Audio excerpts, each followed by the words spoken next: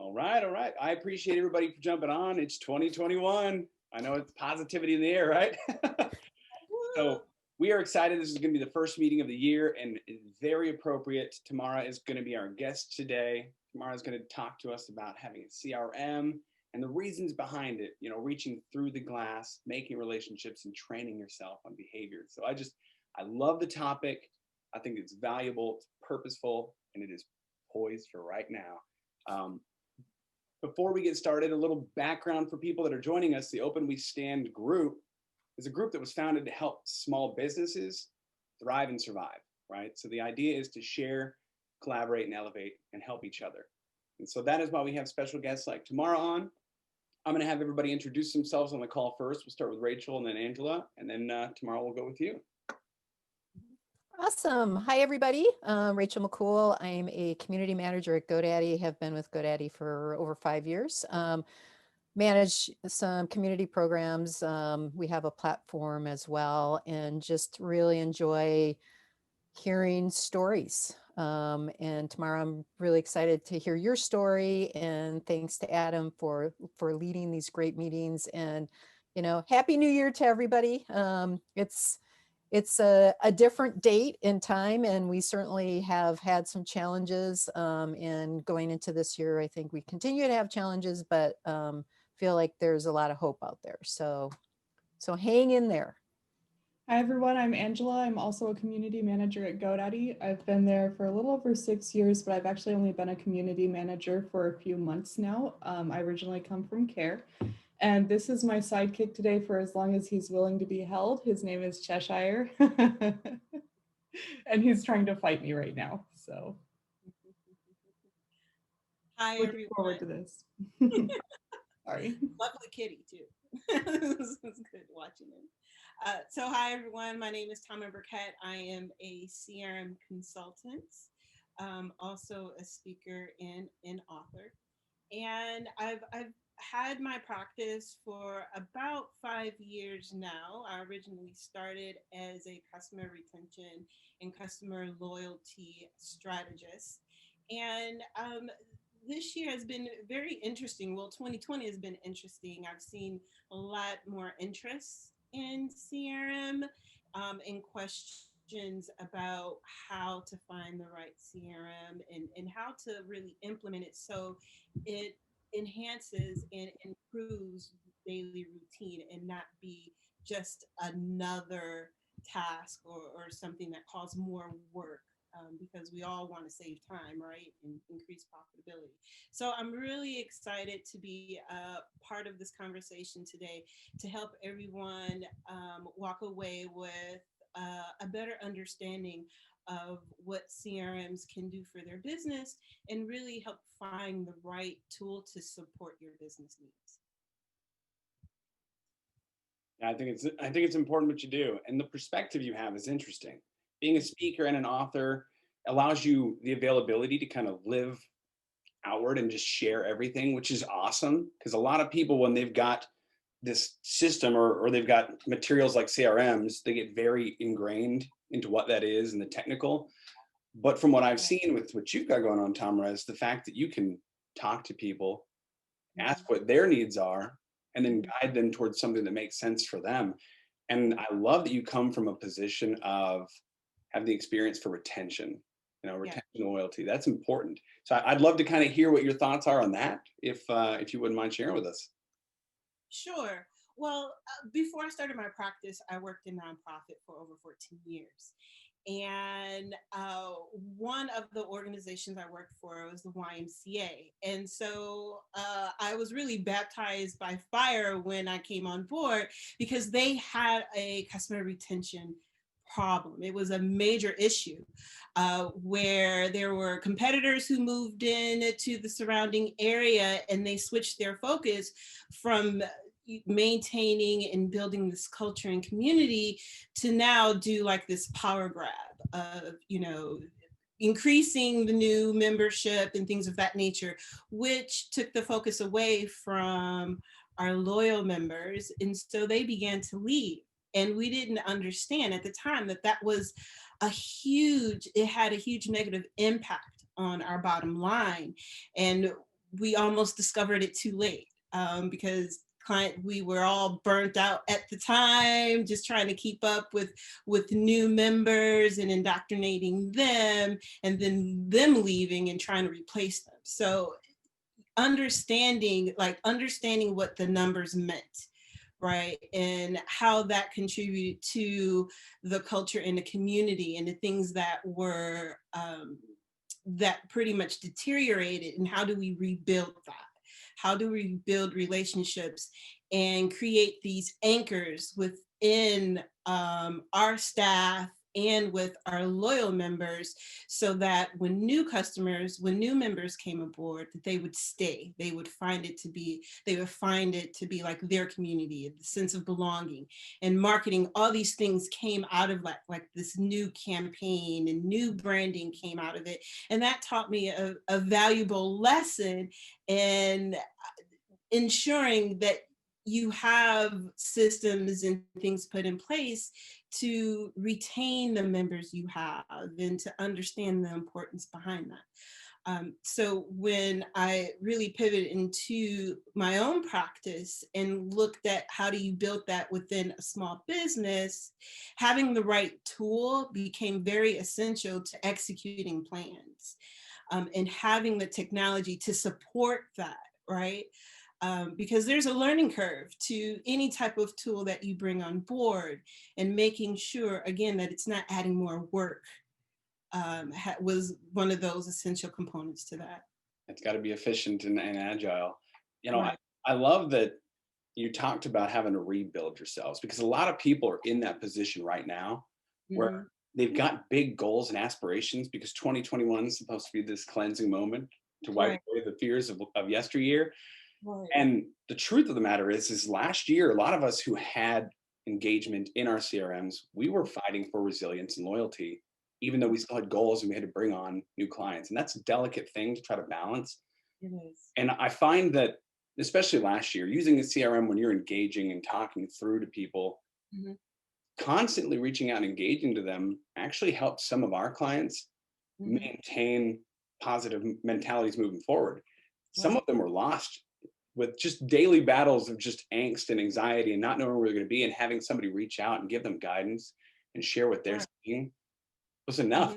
And I think that is a vital foundation moving forward, and creating an environment, like what you said, a community where you're growing, but respecting the loyalty and the clients you've already got. Yeah, absolutely. And so one core piece that I tend to teach my clients is, when you're working in a CRM, is that the numbers, right? We always talk about, tracking and things like that. But when situations happen where it's almost like you lost your pipeline, and it's almost like someone hit the reset button and you have to start from scratch, where do you go from there? And so having those numbers and being able to track things allows you to go look internally first, and to look at what's going on, and to continue those conversations with your clients, to reach out to them, and to gain a better understanding of where they are, right? And if you're tracking those things, you can look at it and see patterns, right?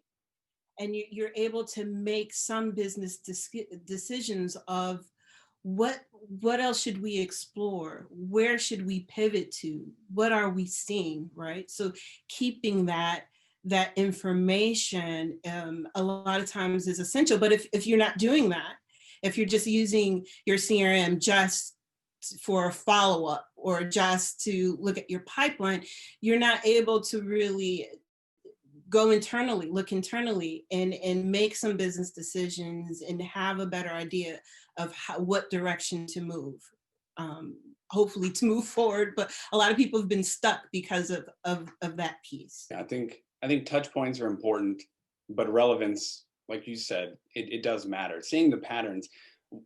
Tell me a little bit about, I guess, your experience. So obviously businesses across the country have experienced completely different outcomes from changes in this pandemic and business regulations. Are you finding that you can have different conversations based on demographics and where the clients are, and have those genuinely? Yes. I feel, well, what I've observed and experienced is that people are more open to having these conversations because they understand they're not alone, right? So it's being able to really pinpoint some of the areas of really what's the root problem, right? And where are we starting from? Because I believe up into this point, up into 2020, I think it's relatively easy for people to attract clients. The whole lead generation with digital marketing, it was relatively easy for people.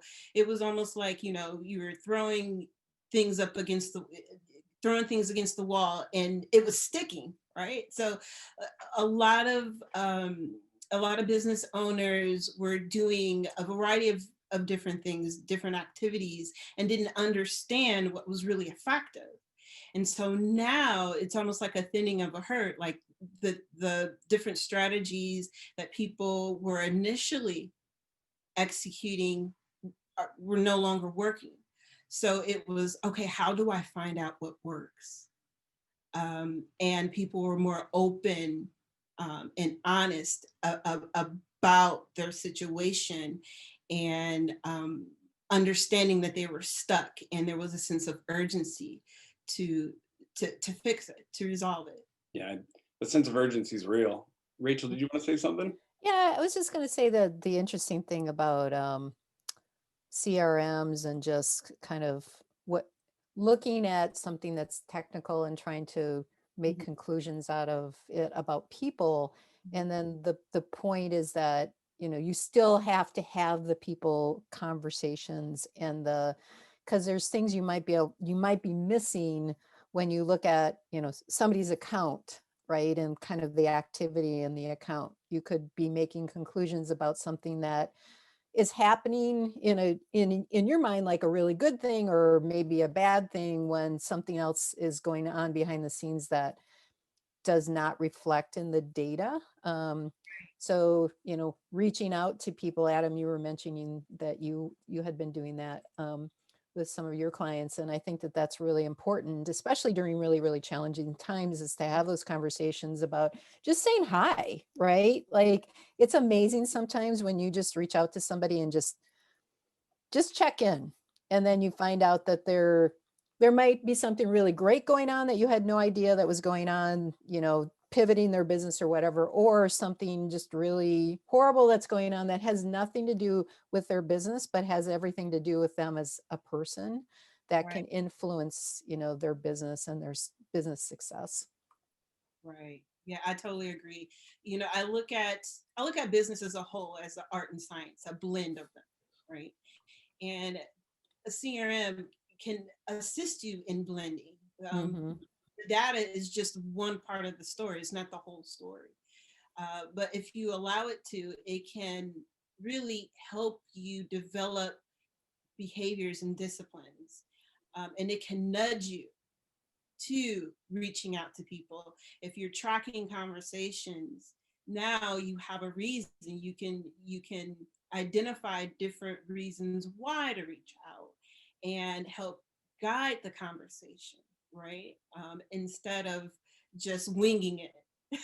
I think a lot of us are used to winging it, especially when you're launching a business. But having some of that science and some of that data will, again, just help you with that human to human contact, the interaction. Hey, can you talk about some of your clients? Like, you don't have to disclose, like, you know, what the company name is, but like some of the people that come to you and seek out your help. Absolutely. So the clients I typically work with are those who will already have some type of process and they follow up, but they're having issues with like organizing their contacts or creating efficiency. So they are, of course, they're making money, they're bringing in revenue, but they understand that they've hit a ceiling. And in order to surpass that and break through, that there's some internal some internal things that should be corrected, and they don't exactly know what it is. They know the symptoms, right? They know that, oh, I can be more consistent in my delivery, or again, I'm not as organized as I could be, but they don't exactly know what that would look like and what it'd take to bring all those pieces together. So the majority of my clients experience that. And then there are clients who look at the digital space and are interested in the digital marketing and the funnels and all these things, and quite don't understand how to put those pieces together, so that their business is fully functioning and operating in the smooth capacity. So, working with those clients to help them understand that piece, how to understand how these things fit together, and how, again, it can support their networking activities or just building their business development. So something that, again, I've observed in the marketplace, that a lot of entrepreneurs and mom and pop size companies are not looking at lead generation or marketing or just growing their business in terms of business development. They're just looking at it in silos and not understanding how all those things fit together and the impact it can have on their business. So there's a lot of education involved in terms of how to demonstrate certain behaviors to attract an ideal community, how to grow an ideal community, and what tools, how to leverage those tools. So again, it's supporting your business in a way that's not adding work, it's adding efficiencies to your business, and it's helping you track your profitability and things like that, so you can make informed business decisions without necessarily outsourcing or hiring on additional people to help figure out issues or challenges what's preventing you from growth. I have a quick question kind of along those same lines. Is there any one like specific habit or activity for growth that you think is really important that you see a lot of people missing? So one thing I can speak to about that would be networking, and how people's perception of what networking is and the function that it serves in their business. And typically when we talk about networking, the first thing people think about, again, is that lead generation. So they're not looking at the bigger scope of business development and understanding how relationships can move their business forward in a multitude of ways. And so how that is reflected is in their behavior in terms of even their pitch, how they connect to people, who they're looking for, and their overall networking strategy. And so there's a lot of talk about follow-ups, like, how inconsistent my follow-ups and things like that. And they're really just looking at, again, prospecting. So that behavior of understanding how networking can be more strategic and to open that up, and how you qualify everyone you talk to, right? So it's not just prospects, it's also those referral partners, and then it's also promotional partners, like looking at their business in a holistic way to understand their needs and the type of relationships that can assist them in that.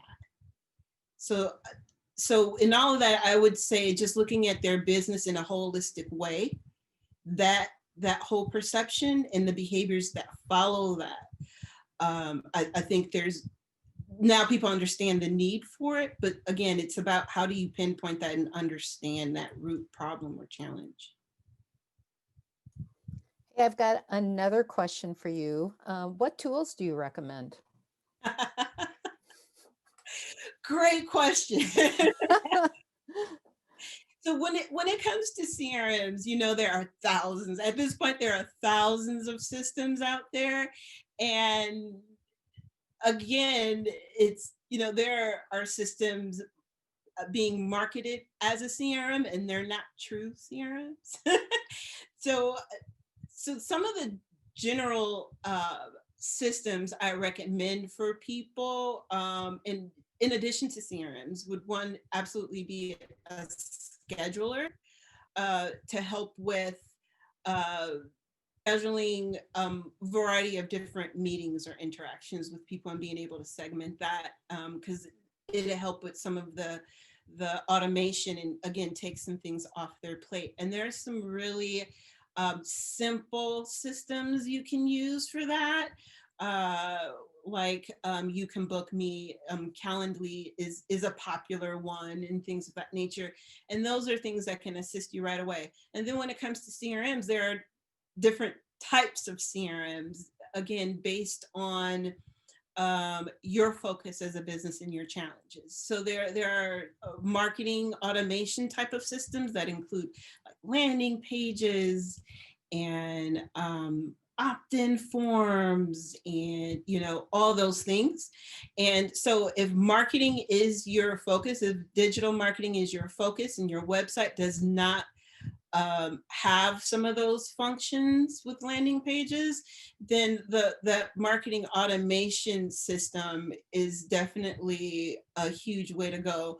A system that I like to refer people to that's really robust is Infusionsoft is a popular one that can assist you. SharpSpring, I feel like, is the Cadillac of those type of systems, because again, it integrates with your website and the analytics you receive are very impactful and beneficial for people who focus on that. For smaller companies who, again, sales is a main focus, tons of systems out there that can help you. It really does depend on your price point. It also depends on whether or not you have a formal sales process and things of that nature. So it's hard for me to really recommend a system in that arena, because again, it really does depend on what your challenges are. Some of the popular ones out there would be like a Pipedrive. Is a sales one that people are familiar with. Salesforce is a popular one. And if you have the resources and the manpower to leverage that system, is definitely something that you can use. But there are simple ones out there like Close, that's affordable, very simple to use, really quick learning curve. That's a lot to digest. One of the things that we were talking about earlier that you mentioned was business owners that are pivoting and they're interested in the digital world, right? They're interested in the tools and connecting and creating funnels and doing all this stuff, and it can get overwhelming. Mm-hmm. I think it's important that somebody that is interested in that, they take a step back and they look at, like you said, their own needs and what their intentions are. Right. And networking is a good way to do that, because you get introduced to people like Rachel and like Angela who have perspectives that are completely driven into the digital world and what matters and what doesn't matter and what they find is successful and what they find is irritating. And it's just fun to see that stuff, because if you engage and network, it creates awareness. It's not necessarily the momentary sale that you're getting, a transaction, but you're getting a long-lasting awareness, and it helps drive your relationships. And I think last year was quite an eye-opener for a lot of people, because they were disconnected socially, right, and over-connected technically, because right, everybody was striving so much to try to just make things happen. right. We kind of overwhelmed and overburdened ourselves and probably burned out some of the client conversations we could have had. Yeah, absolutely.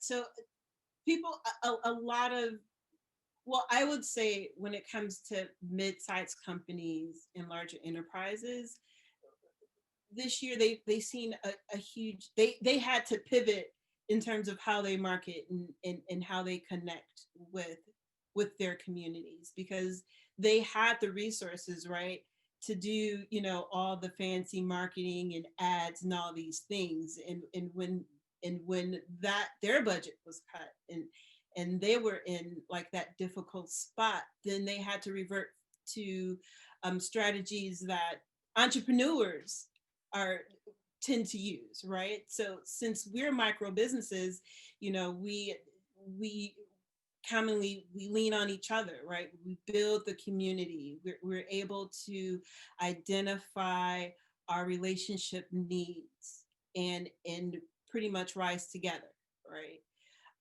So being able to initiate those conversations and uh, build those long-term relationships, that's something that small business owners were already doing.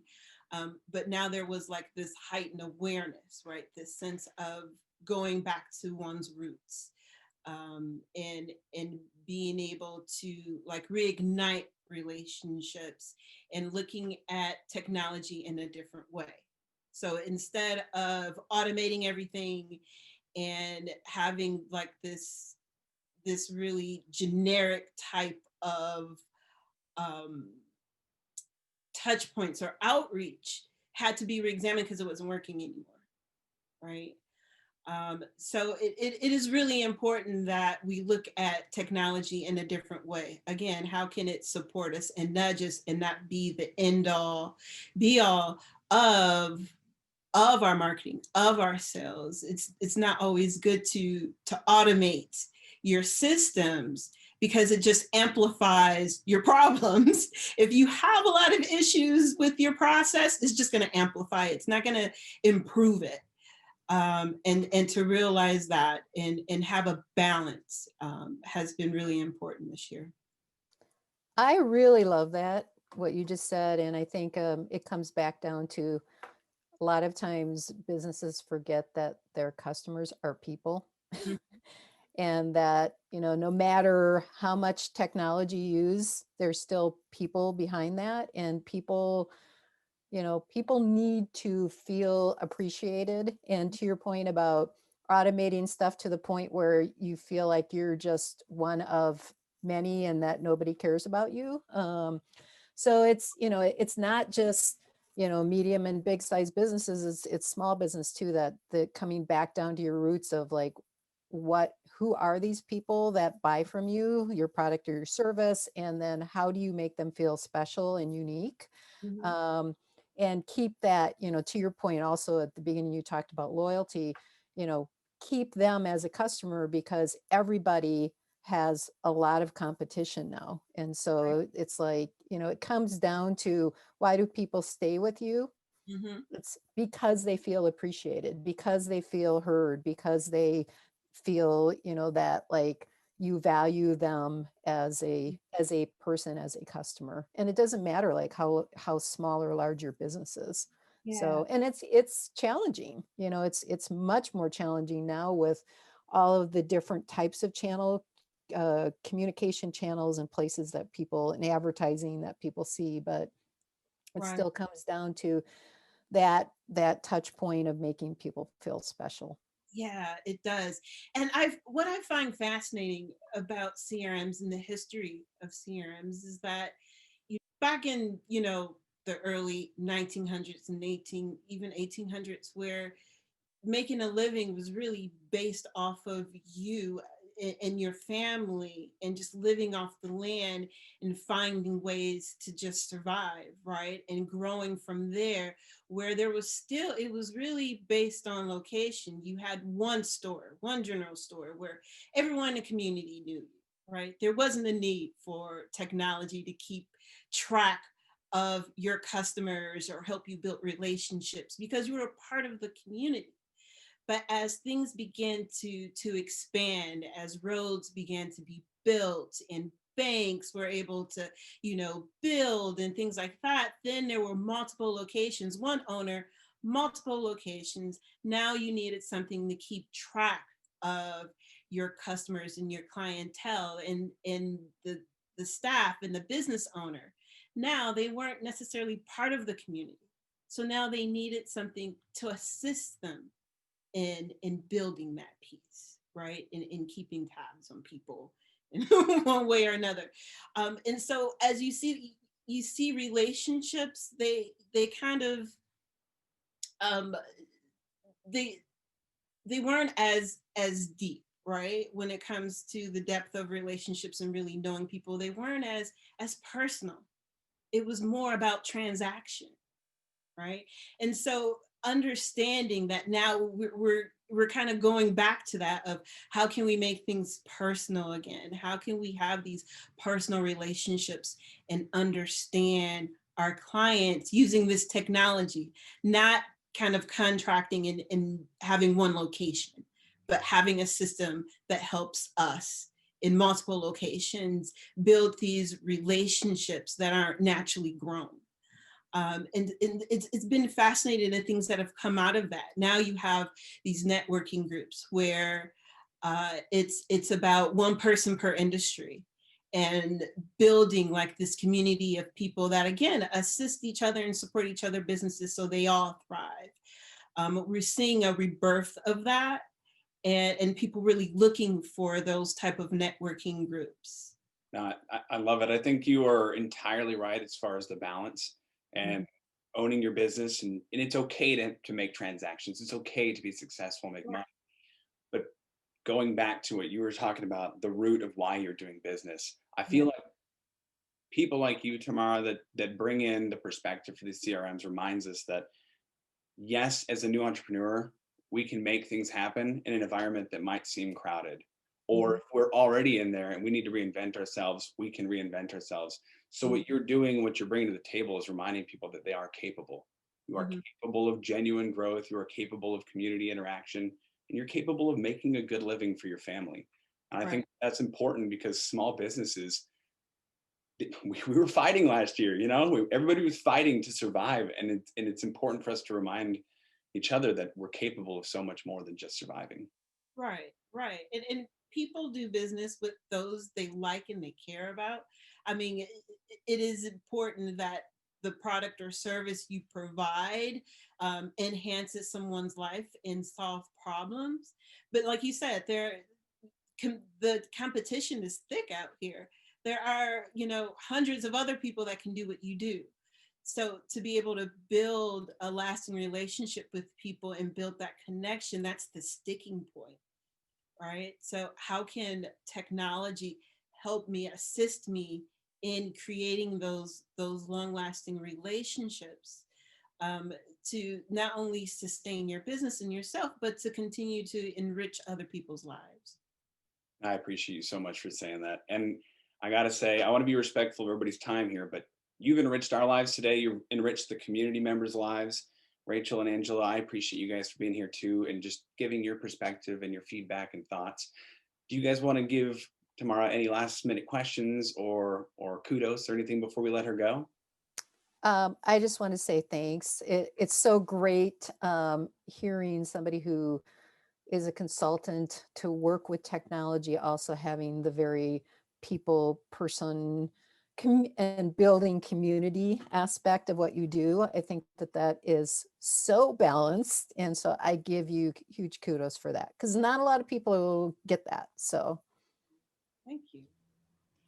Yeah, you provided a lot of perspectives on things that I hadn't really thought about before. With my background in care, I'm used to CRM just being, oh, this is how you manage a customer's account when they call in because they have a problem or something. And that's just like the most basic aspect of a CRM, really. And how it, like, just talking about how it can be used to build relationships between businesses and their customers is kind of a new concept to me as far as that goes. So thank you for sharing that. And now I have a lot to think about. Awesome. Thank you.